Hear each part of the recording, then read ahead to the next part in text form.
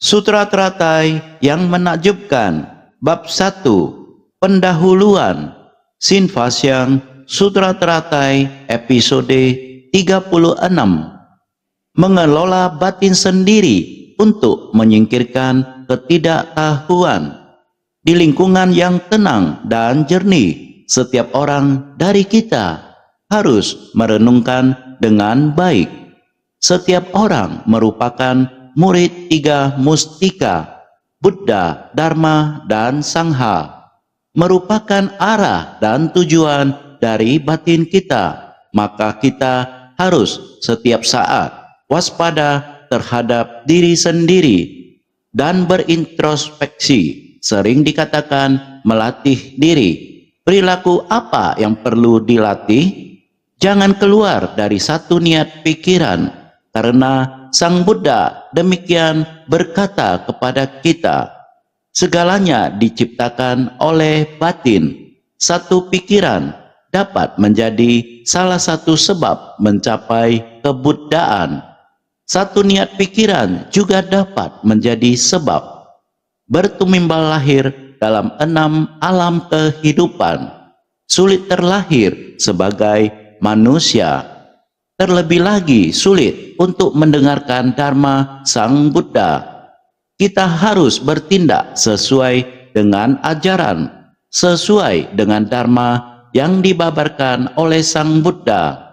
Demikian melatih diri, menanamkan Dharma ini ke dalam batin kita.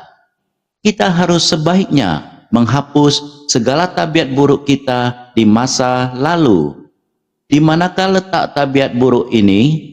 Juga terletak di dalam batin kita. Jika tidak menghapus tabiat buruk di dalam niat pikiran kita, bagaimana dapat mengikuti jejak harum Sang Buddha, melangkah ke depan mengarah pada jalan pencerahan? Maka kita harus melatih diri, melatih tabiat buruk kita. Karena itu, memupuk kebajikan. Kebajikan di sini berarti kebajikan yang benar dan jelas. Kita harus mengerti dan memahami kebenaran ini. Akhir dari pemahaman prinsip kebenaran ini adalah menemukan sumber awal pikiran kita. Sumber awal pikiran kita itulah kebajikan. Maka kebajikan yang jelas berarti hakikat sejati, yaitu hakikat yang alami dan bebas dari pencemaran. Hakikat yang alami dan bebas dari pencemaran ini sejatinya setara dengan hakikat kebuddhaan. Kalau begitu, cukup disebut hakikat sejati saja. Mengapa masih disebut kebajikan? Orang yang berbuat kebajikan akan mendapatkan. Jika kita tidak memupuk kebajikan, maka kita tidak akan mendapatkannya. Oleh karena itu, memupuk kebajikan berarti kita menyingkirkan perilaku yang keliru dan kembali ke jalan yang benar. Inilah yang disebut berbuat kebajikan. Maka kebajikan ini adalah mendapatkan apa yang kita dapatkan dari yang kita perbuat. Ada orang yang berkata, kebiasaan buruk sulit diubah. Namun, kebiasaan buruk itu juga terbentuk dari kebiasaan yang terus-menerus dilatih dan diasah. Kita sering menyebutnya kebiasaan buruk. Jika kita bisa melatih kebiasaan buruk hingga menjadi tabiat, mengapa kita tidak bisa menyingkirkan kebiasaan yang buruk dan melatih kebiasaan yang baik? Jadi, karena kita merupakan murid Triratna, 3 mestika, kita harus berlatih menghirup harumnya Dharma, harus memiliki sifat tercerahkan Sang Buddha. Kita harus dengan bersungguh-sungguh mengamalkan ajaran Buddha. Kita harus memiliki sifat hakiki diri 3 mestika. Harus setiap saat mawas diri. Bukan hanya 3 mestika dalam hal penampilan saja. Kita harus membiarkan hakiki diri tiga mestika dikeluarkan. Jadi, memupuk kebajikan adalah dimulai dari pembinaan di dalam batin. Pembinaan di dalam batin kita untuk memupuk kebajikan. Ketika orang lain melihatnya akan merasa bahwa orang ini sangat memiliki pembinaan di dalam batin. Artinya, kita semua ada berlatih menghirup harumnya Dharma. Ini harus dibina menggunakan ajaran dari tiga mestika untuk meresap ke dalam batin, mengelola diri sendiri dan tekun menjaga keseimbangan pikiran. Batin kita sendiri selalu tidak seimbang. Kadangkala ketika melihat si anu atau si anu, sifat batin akan tidak stabil. Melihat ketika dia sedang terharu, sangat terharu, akan tetapi perasaan terharunya hanya sebentar. Setelah meninggalkan kondisi ini, akan kembali lagi pada tabiat buruknya. Kembali tidak seimbang, suka emosi, temperamental, arogan, sombong, tidak mampu untuk berinteraksi dengan orang lain, tidak bisa toleransi terhadap orang lain, tidak pengertian. Yang seperti ini, siapakah yang bisa membantu Anda? Siapapun tidak akan bisa membantu Anda. Semua orang juga sama. Sama-sama sedang membina kebuddhaan di jalan pencerahan. Sama-sama mendengarkan ajaran Buddha. Sama-sama memiliki hakiki tiga mestika. Tetapi jika Anda menolak untuk mengelola tabiat buruk Anda sendiri tidak membina diri dan enggan untuk tekun, dengan begini mengaku bahwa saya adalah seorang Buddhis, hanya mengatasnamakan Buddha, mengklaim saya adalah seorang Buddhis, itu hanyalah sebatas nama, bukan hakikat sejati. Maka dari itu, kita harus mempunyai hakikat diri, percaya pada diri sendiri, sifat dasar tiga mestika. Oleh karena itu, kita sendiri, hakikat diri dari tiga mestika harus dikembangkan. Tabiat buruk masa lalu dan menumbuhkan kebajikan adalah sesuatu yang harus kita kelola diri sendiri. Kita harus tekun, selalu introspeksi diri dan selalu merenungkan hakikat diri kita. Dengan begini, tabiat buruk kita tidak akan terus-menerus muncul. Jangan biarkan orang lain mengataskan bahwa suasana hatinya tidak seimbang. Setelah mempelajari ajaran Buddha, pikiran kita harus benar-benar seimbang. Apa yang kita gunakan untuk mencapai keseimbangan? Welas asih dan kebijaksanaan. Welas asih dan kebijaksanaan harus benar-benar ada di dunia dalam keseimbangan. Oleh karena itu, welas asih harus masuk dalam kerumunan dan kebijaksanaan harus masuk ke dalam hati. Maka welas asih dan kebijaksanaan harus seimbang.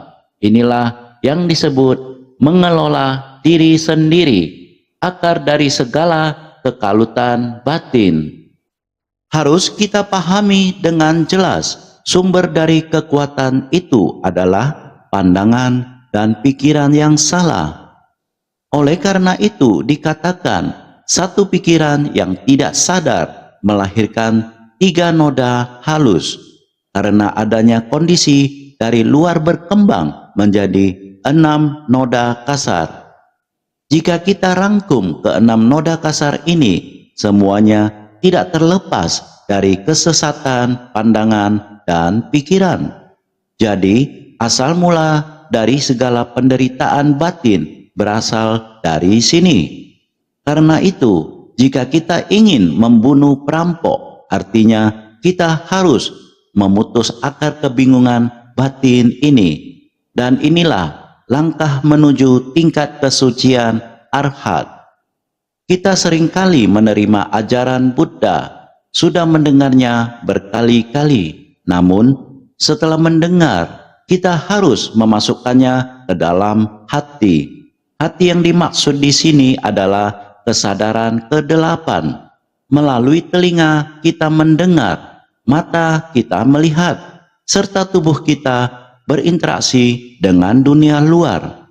Semua pemahaman dan ajaran Buddha yang kita peroleh itu harus kita simpan di dalam hati, di dalam kesadaran penyimpanan kita. Dengan begitu, ajaran itu tidak hanya terdengar lewat telinga, tetapi benar-benar tertanam di dalam batin kita, menjadi bagian dari kebijaksanaan sejati. Namun, bila batin kita masih dipenuhi kerisauan, bagaikan seorang pencuri yang menyelinap masuk ke dalam gudang mustika kalian dan mencuri harta berharga kalian. Tiga permata, Buddha, Dharma, dan Sangha, telah menganugerahkan kita bekal kebijaksanaan tanpa batas di dalam gudang mustika kita. Namun, bila masih ada kerisauan, maka kerisauan adalah seperti pencuri. Maka kita harus membasmi si pencuri, melakukan praktik pelatihan diri adalah manusia agung, pria sejati. Kita harus memiliki ketekunan dan keberanian terhadap kerisauan yang tidak baik yang juga ada di dalam batin kita. Jika kita tidak berani menyingkirkannya, kita tidak akan mampu melenyapkan kerisauan batin. Oleh sebab itu, dengan perumpamaan demikian, harus memiliki keberanian membunuh pencuri batin dan mengakhiri segala yang buruk. Kita harus melenyapkan segala bentuk pikiran jahat. Ini membutuhkan ketekunan. Seorang yang sejati harus memiliki niat benar, pikiran benar, perbuatan benar, dan sebagainya. Dengan sendirinya akan menakuti mara, lalu bisa melenyapkan seluruh bala tentera mara dari kerisauan. Semua bisa ditaklukkan dan dilenyapkan. Inilah yang disebut mengelola batin sendiri. Maka kita harus membersihkan secara tuntas segala noda batin dari nafsu, keinginan, dan ketidaktahuan. Keinginan adalah nafsu. Jika kita tidak punya keinginan, semua penderitaan akan dapat dihapus. Ada banyak keinginan dalam hidup. Jadi, kita harus menjaga pintu pikiran kita dengan hati-hati. Kita harus menghentikan pencuri jahat yang menyerang hati kita.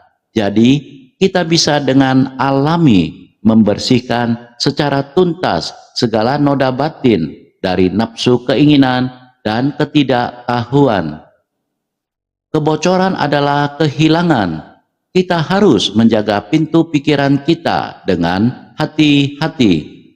Jika kita bisa menjaga sila, maka secara alami saat pikiran kita sudah jernih, samadhi, dan kebijaksanaan akan bangkit. Saat pikiran kita sudah cerah, maka kita akan damai dan kebijaksanaan akan bangkit. Kita memupuk kebajikan adalah dimulai dari pembinaan di dalam batin, mengelola diri sendiri dan tekun menjaga keseimbangan pikiran.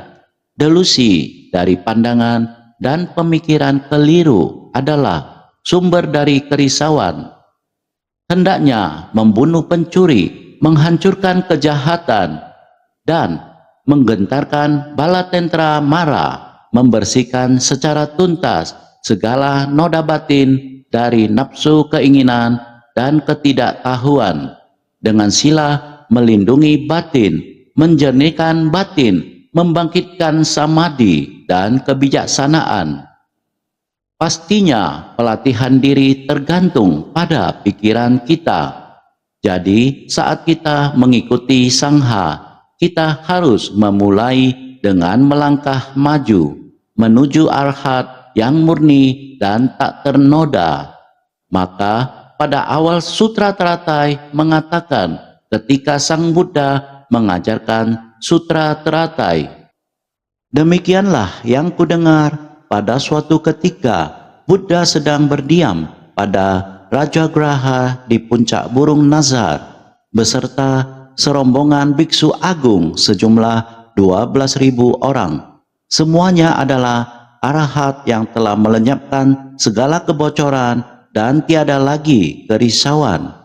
Mereka telah memperoleh manfaat bagi diri sendiri, memutuskan segala ikatan dan keberadaan dan batin memperoleh keleluasaan.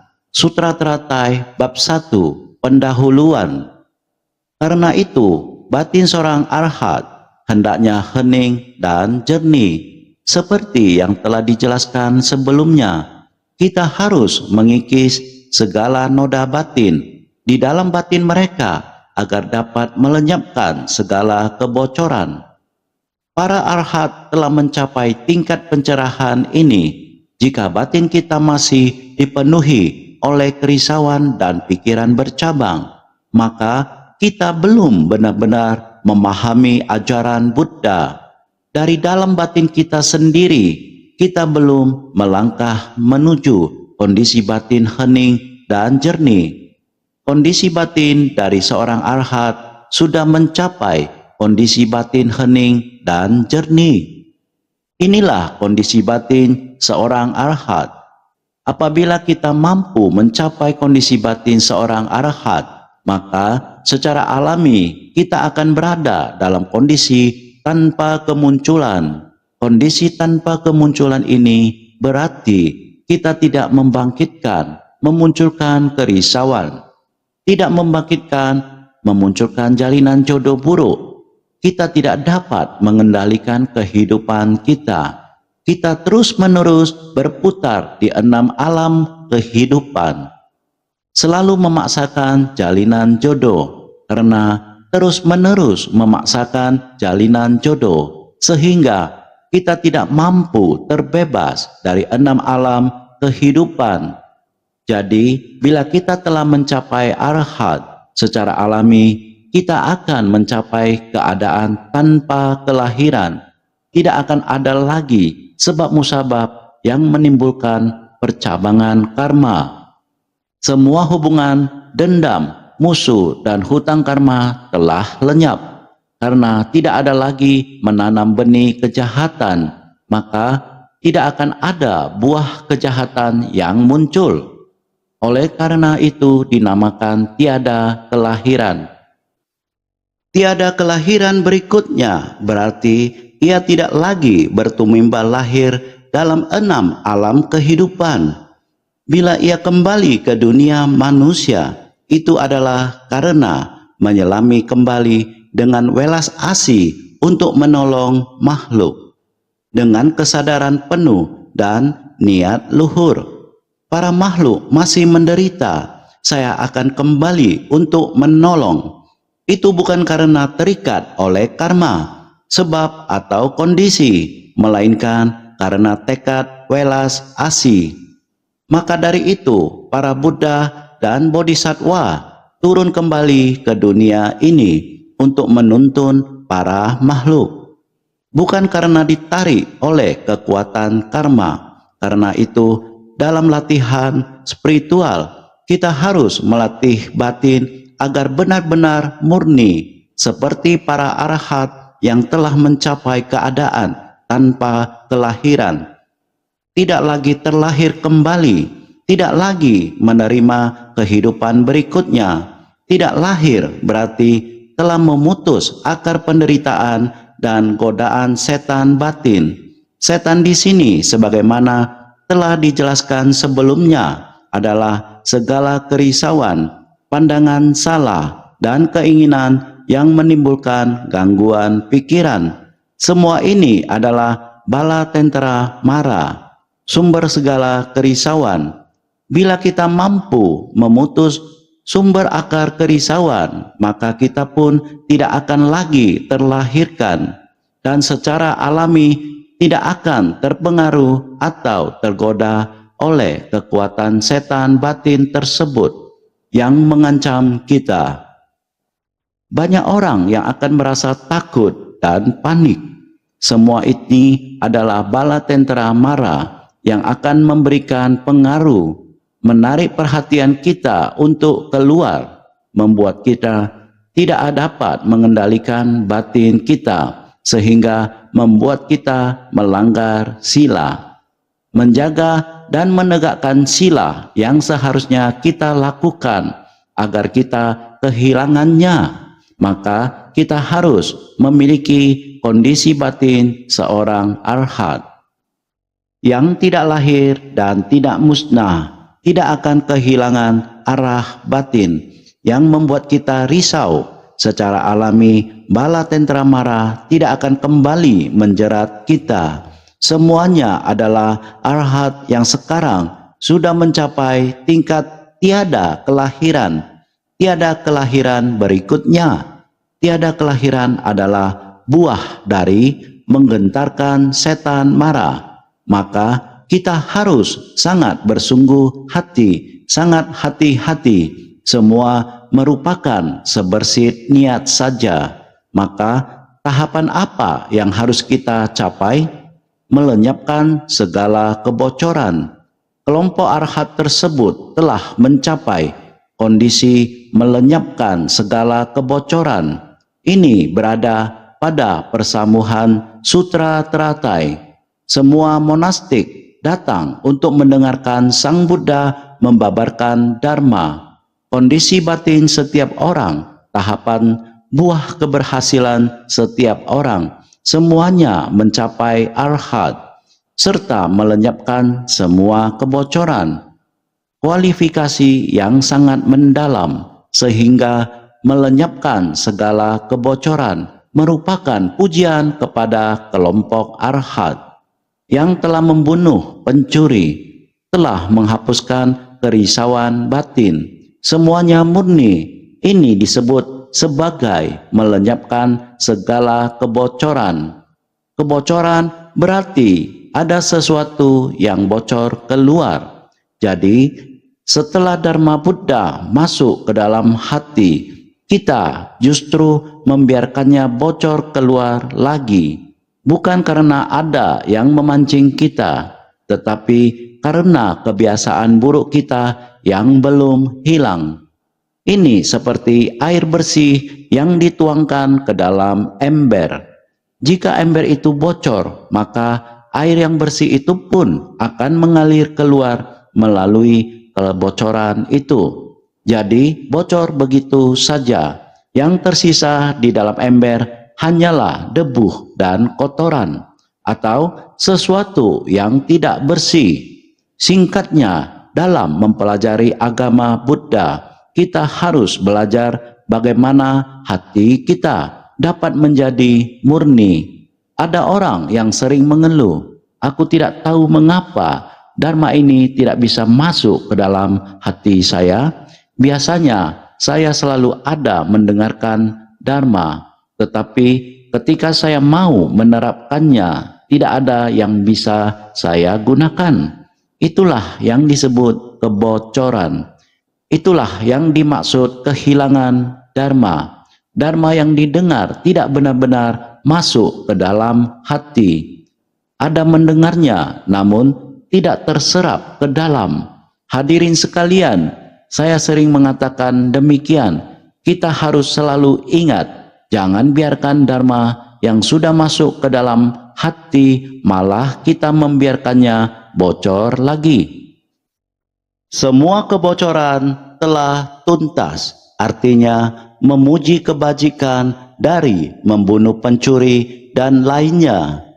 Semua kebocoran adalah merujuk pada kebocoran dari nafsu keinginan atau kamasrawa. Kebocoran dari kemelekatan pada keberadaan atau bawasrawa, dan kebocoran dari ketidaktahuan. Kita harus senantiasa menjaga batin Buddha. Kita adalah murid dari 3 mustika. Buddha sudah meninggalkan kita selama lebih dari 2000 tahun. Kita sekarang sangat beruntung karena Buddha Dharma masih ada di dunia. Lebih beruntung lagi, kita telah menerima Buddha Dharma. Kita dapat menggunakan Buddha Dharma untuk memurnikan batin kita kembali pada sifat hakiki Buddha. Kita harus segera membangkitkan tekad dan membangun ikrar untuk menghapus tabiat buruk kita.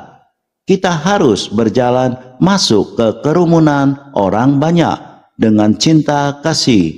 Batin yang seimbang ini menerapkan kewelas-asihan dan kebijaksanaan secara bersamaan. Dengan batin yang seimbang, batin kita harus murni. Perilaku kita harus benar. Ini disebut membina kebajikan. Ini disebut pengendalian diri. 3 mustika dari Buddha Dharma, hakikat diri dari 3 mustika diserap ke dalam batin. Kerisauan yang berada dalam batin kita, para makhluk, harus senantiasa diwaspadai dan dilenyapkan. Barulah batin Buddha dapat masuk ke dalam batin kita.